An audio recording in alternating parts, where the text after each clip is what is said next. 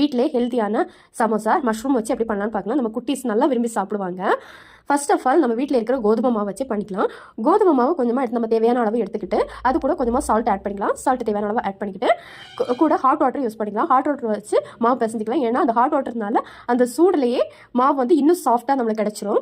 So சாஃப்ட்டாக இருக்கும்போது நம்ம எந்த மாதிரி பிசைகிறோமோ அது இன்னும் சாஃப்ட்டாக நம்மளுக்கு சப்பாத்தி மாவு மாதிரி பிசைஞ்சு நல்லா கிடச்சிரும். ஸோ பிசைஞ்சு முடிச்சதுக்கப்புறம் ஃபைனல் ஸ்டெச்சில் வந்து ஆயில் ஊற்றிக்கலாம். ஆயில் ஊற்றி ஸ்ப்ரெட் பண்ணிவிட்டு அதையும் நல்லா ஸ்மாஷ் பண்ணிவிட்டு அதுக்கப்புறம் இதை வந்து 30 மினிட்ஸ் ரெஸ்ட்டில் வச்சுக்கலாம். க்ளோஸ் பண்ணிக்கலாம். இப்போ நம்ம ஸ்டஃபிங்ஸ் ரெடி பண்ணலாம். 2 வெங்காயம் நான் எடுத்துருக்கேன். 2 வெங்காயம் எடுத்துகிட்டு ஃபர்ஸ்ட் ஆஃப் ஆல் வந்து எண்ணெய் கடாயில் எண்ணெய் ஊற்றிட்டு அதில் வந்து மசாலா பொடி நான் ஹோம்மேடு இப்போ பட்டை கிராம்பு இந்த மாதிரி எல்லாம் இருக்குல்ல, இதை நான் வந்து அரைச்சி வச்சிருக்கேன். அதை ஃபஸ்ட்டு நம்ம போட்டோன்னா அந்த ஸ்மெல் நல்லாயிருக்கும். பட்டை ஸ்மெல்லே நல்லாயிருக்கும். கடிச்சு சாப்பிட விருப்பம் இல்லாதவங்க இந்த மாதிரி சாப்பிட்டுக்கலாம். அடுத்து மஷ்ரூம் போட்டுருக்கேன். மஷ்ரூம் போட்டு முடிச்சுட்டு க்ரீன் சில்லியை குட்டி குட்டியாக கட் பண்ணி அதுவும் போட்டுருக்கேன். கண் தெரியாத மாதிரி கட் பண்ணி போட்டுருணும். அது ஜஸ்ட் டேஸ்ட்டுக்காக தான். அடுத்து ஃபைனலாக ஒரே ஒரு வெங்காயம், அதுக்கப்புறம் சால்ட்டு, அதுக்கப்புறம் கொஞ்சம் மசாலாஸ் கொஞ்சம் ஆட் பண்ணிக்கலாம்.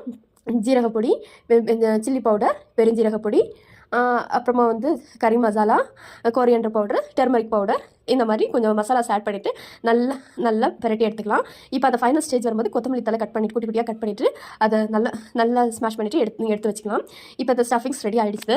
இப்போ இந்த ஸ்டேஜில் நம்ம இந்த சப்பாத்தி மாவு ஆல்ரெடி உருட்டி வச்சுக்கோங்க. அதை எடுத்துகிட்டு நம்ம சப்பாத்தி மாதிரியே நல்லா ஸ்கொயர் ஷேப் எடுத்துகிட்டு அதை வந்து 4ஆக கட் பண்ணிக்கிட்டு அதை வந்து ஃபோல்டு பண்ணிக்கலாம். நம்மளுக்கு எந்த ஷேப் வேணுமோ ஃபோல்டு பண்ணிக்கலாம். இப்போ நான் ஏதோ ஒரு ஷேப்பில் ஃபோல்டு பண்ணியிருக்கேன்.